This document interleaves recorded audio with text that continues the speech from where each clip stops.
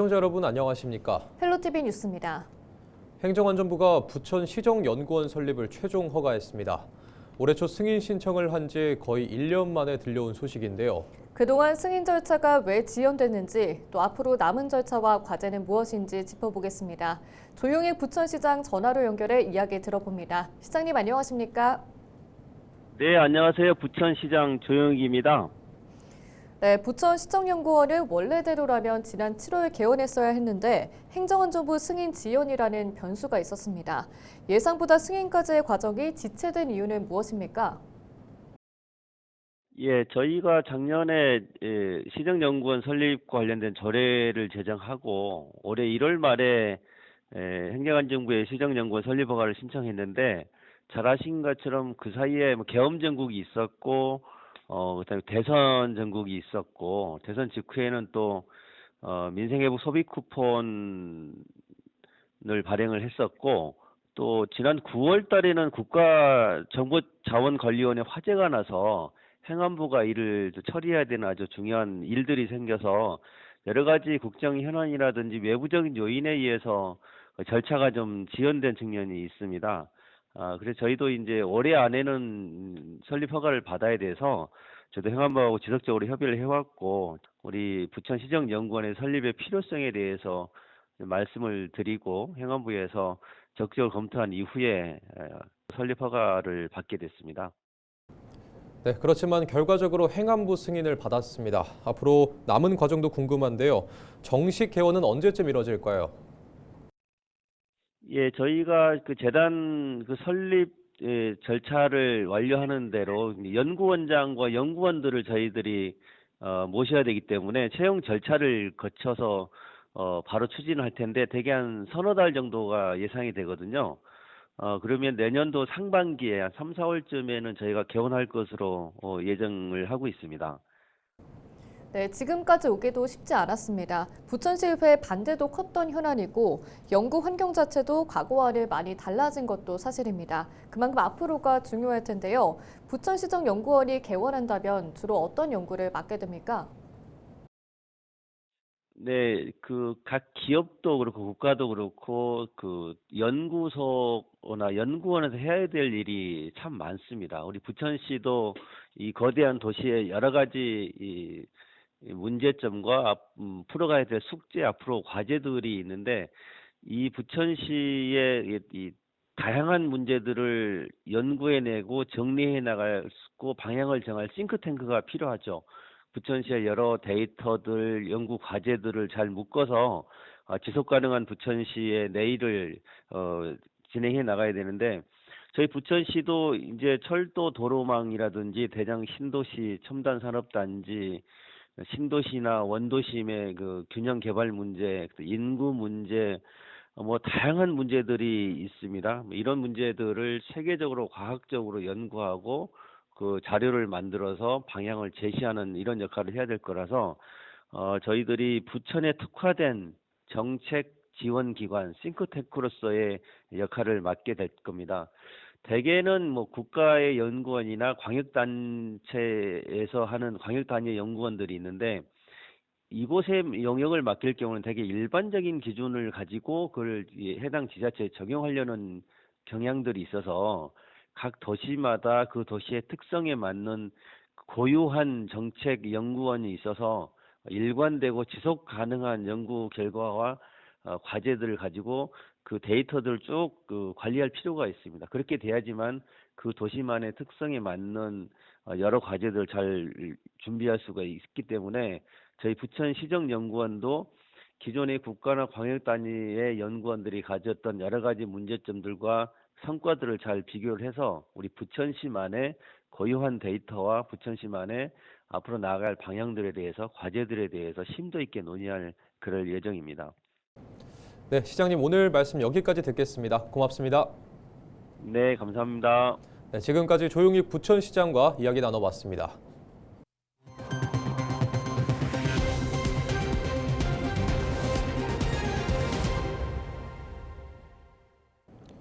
출생 신고가 되지 않은 이른바 유령 아동들의 사망 사건이 잇따르자 지난해 새로 도입된 법이 있습니다. 임산부가 자신의 신원을 밝히지 않더라도 아이를 안전하게 출산할 수 있도록 지원하는 보호 출산제인데요. 시행 1년간 어떤 변화가 있었는지 또 남은 과제는 없는지 짚어보는 토론회가 국회에서 열렸습니다. 이세진 기자의 보도입니다. 지난해 처음 시행된 위기 임산부 보호 출산제. 제도권 밖에서 아이를 포기하지 않도록 양육이나 입양 결정을 독려해 생명을 살리는 역할을 했다는 평가를 받고 있습니다. 451명이 그렇게 혜택을 받았다. 달리 말하면 하루에 아이 1명 정도가 이 제도를 통해서 다시 살아났다라고 볼 수가 있겠습니다. 제도 시행 1년, 현장에서 드러난 사각지대를 보완할 필요가 있다는 지적도 나옵니다. 미성년자의 경우에 본인이 원하든 원치 않든 또 보호자가 그걸 대신해서 보호출산제를 신청할 수 있도록 제도를 만들어놨습니다. 법에. 그 보호자들은 사실은 이런 출산 사실을 바깥에 노출시키기 꺼려할 수 있다는 거죠. 현장 인력이나 행정 절차에 대한 실질적 지원 필요성도 언급됐습니다. 사회적 공감대를 얻는 일도 여전한 과제입니다. 보호출산제라는 것은 아동의 알 권리를 과도하게 침해합니다. 라고서는 주장을 하신 거예요. 제가 그리고 이 법이 졸속 통과되었다. 라고 이야기를 하십니다. 보호출산제는 다시 한번 말씀드립니다. 이 아동의 알 권리보다 생명권을 중심적으로 만든 법안이에요. 제도 도입을 이끈 정치권은 보호출산제가 제대로 안착할 수 있도록 개선 방향을 지속적으로 모색하겠다는 계획입니다. 그동안에 반대하던 그 우려와 달리 아동 유기를 조장한다, 알 권리를 침해한다면서 반대했는데 전혀 그렇지 않았습니다. 어떤 것을 개선해야 되고 또 어떤 것을 더 지원해야 하는지 과제를 알기 위해서 오늘 토론회를 개최한 겁니다. 전문가들은 보호출산제가 논란 속에서도 신생아 보호체계 기반을 마련하는 데 일조했다고 보고 있습니다. 다만 생명 안전망 기능이 유지되려면 제도적 보완은 물론이고 사회적 인식 개선이 뒷받침돼야 한다고 조언했습니다. 헬로티비 뉴스 이세진입니다.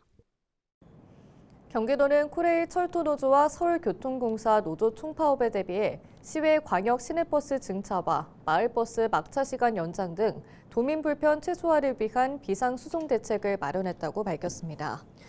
코레일 철도노조는 11일부터, 서울교통공사 노조는 12일부터 무기한 총파업을 예고했습니다. 경기도는 비상수송대책본부 상황실을 파업 하루 전인 10일부터 구성해 파업 종료 시까지 24시간 운영할 계획입니다. 경기도 비상수송대책본부는 파업이 시작되면 언론과 경기도 교통정보센터 누리집, 경기버스정보 앱 등을 통해 열차 운행 중단 및 버스 운행 정보 등을 신속하게 도민에게 안내합니다. 경기도 특별사법경찰단이 지난 10월부터 11월까지 도심 지역 미세먼지 발생 사업장 330곳을 집중 단속한 결과 총 16곳에서 불법 배출 행위를 적발했습니다. 위반 유형은 비산먼지 억제 조치 미희행 6곳, 비산먼지 발생 사업 미신고 1곳, 대기 배출 시설 미신고 4곳, 오염물질 자가 측정 및 가동 개시 미신고 2곳 등입니다. 안양의 한 업체는 학교 인근에서 토목공사를 하면서 살수 작업 등 비산먼지 억제 조치를 하지 않았고, 안산의 도장 건조시설 운영업체는 대기 배출 시설 설치 신고를 하지 않아 적발됐습니다. 경기도 특사경은 제재 수준이 낮아 위반이 반복된다며 관련 법률 강화를 정부에 건의했다고 밝혔습니다. 경기도가 결핵 퇴치기금 마련을 위한 크리스마스실 특별 성금 200만 원을 전달했습니다. 경기도 결핵 환자는 2024년 말 기준 4,073명으로 전국 결핵 환자의 22.7%를 차지하는데요. 김성중 행정 1부지사는 결핵은 여전히 관심이 필요한 감염병이라며 지속적으로 힘을 보태 도민 건강을 지키겠다고 말했습니다. 올해 크리스마스실은 인기 애니메이션 캐릭터를 활용해 제작됐으며 결핵 퇴치 기금 기부는 크리스마스실 기부 스토어를 통해 가능합니다. 6.25 전쟁이 끝난 지 72년, 하지만 아직까지 가족의 품으로 돌아가지 못한 전사자가 12만 명에 이릅니다. 화천에서는 격전지에서 발굴된 호국 영웅 유해 5구에 대한 합동 연결식이 거행되는데요. 70여 년 만에 돌아온 전사자들을 배웅한 연결식 현장에 전소영 기자가 다녀왔습니다. 태극기로 소중히 감싼 상자가 의장단의 두 손에 들렸습니다. 6.25 전쟁 당시 치열한 전투가 펼쳐진 화천 접근산 일대에서 발굴된 호국 영웅의 유해입니다. 올해 5월부터 11월까지 수습한 전사자 유해 5구에 대한 합동 연결식이 화천에서 열렸습니다.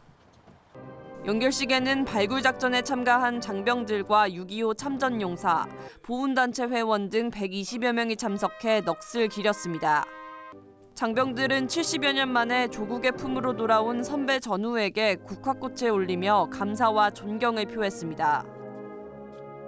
유해 발굴에 참여하면서 보람찬 마음을 갖고 제가 전우들과 선우님들에 대한 고마운 마음으로 제 군 생활을 열심히 마치겠습니다. 올해 육군 2군단이 발굴한 유해는 총 8구, 유품은 1만 3천여 점에 달합니다. 전투화부터 물통과 단추 등 당시 참전용사들이 사용했던 유품도 현장에 함께 전시됐습니다. 지난 2000년 처음 유해 발굴을 시작한 이후 2군단은 화천과 철원 일대에서 총 1,500여 구의 유해를 수습했습니다. 마지막 한 분까지도 저희가 꼭 모신다는 다짐으로 끝까지 유해 발굴 팀의 사명과 헌신은 계속될 것입니다. 이번 연결식에서 봉송된 유해 5구는 국방부 감식단의 정밀 DNA 검사를 거쳐 국립현충원에 안치될 예정입니다. 헬로티비 뉴스 전소연입니다. 인천시가 노후한 하수관로의 안전성 확보를 위해 오는 2029년까지 단계별 보수 등 지속적인 정비 사업을 추진합니다. 인천시가 지난 2019년부터 올해까지 실시한 노후 하수관로 정밀 조사 결과 절반 이상이 20년 이상 경과한 노후관으로 일부 지역에서는 균열과 치마 등 결함이 발견됐습니다. 이에 따라 인천시는 도심지 집안 치마 싱크홀 예방, 집중호우 침수 위험 저감, 주거지 안전성 확보 등 시민 안전을 위협하는 요소를 해소할 방침입니다. 노후 불량 하수관로 정비 사업은 지난 2022년부터 부평구와 계양구 등 7개 인천 지자체에서 진행하고 있습니다. 인천시가 최근 열린 응급의료 간담회에서 전국 최초로 개발된 아이맵과 아이넷 시스템을 공개했습니다. 아이맵은 응급환자 이송 과정의 부적정 이송 사례를 분석하고 지리정보와 흐름 분석으로 시각화해 데이터를 기반으로 환자 수용이 가능한 병원을 예측해 정보를 제공합니다. 또 응급환자가 여러 병원을 전전하며 골든타임을 놓치는 이른바 응급실 뺑뺑이 사례를 해결하기 위한 최종 응급 한라인인 아이넷도 함께 선보였습니다. 아이넷은 인천 21개 응급의료기관 센터장들로 구성돼 있으며 기존 이송과 전원 시도가 원활하지 않을 때 신속한 환자 연계를 책임지게 됩니다. 올해 인천 섬지역을 찾은 연안 여객선 이용객이 지난달 말 기준 200만 명을 넘어섰습니다. 이는 지난해 같은 기간보다 11% 증가한 수치로 올해 처음 시행한 인천 아이 바다 패스가 섬 관광 활성화에 결정적인 역할을 한 것으로 인천시는 분석했습니다. 인천시가 올해 처음 도입한 아이 바다 패스를 통해 섬을 찾은 이용객은 84만여 명으로 지난해보다 31% 증가했고 운임이 높아 할인율 적용이 큰 서해 5도의 방문객은 19만 9천여 명을 기록하며 전년 대비 66% 증가했습니다. 인천시는 내년에도 동일한 요금 기준으로 사업을 이어갑니다. 전국철도노동조합과 서울교통공사 노동조합이 각각 11일과 12일 파업을 예고한 가운데 서울시가 비상수송 대책을 가동합니다. 서울시는 교통공사, 코레일, 자치구를 비롯한 유관기관과 함께 비상수송대책본부를 구성하고 24시간 연락체계를 이어갑니다. 특히 출퇴근길 시민 불편을 최소화할 수 있도록 시내버스 집중 배차 시간대를 평소보다 1시간씩 연장해 평소보다 2,500회 이상 노선을 늘릴 예정입니다. 지하철은 출근 시간대 1호선에서 9호선까지 100% 정상 운행되고 퇴근 시간대는 1호선과 3호선, 4호선을 제외한 노선이 정상 운행됩니다. 서울시는 또 두 파업이 동시에 진행되거나 장기화될 가능성에 대비해 161개 노선에 시내버스 예비 차량을 추가 투입하고 퇴근 시간대 일부 지하철 노선에도 열차 5편성을 비상 대기시킬 계획입니다. 이상으로 뉴스를 마칩니다. 시청해주신 여러분 고맙습니다.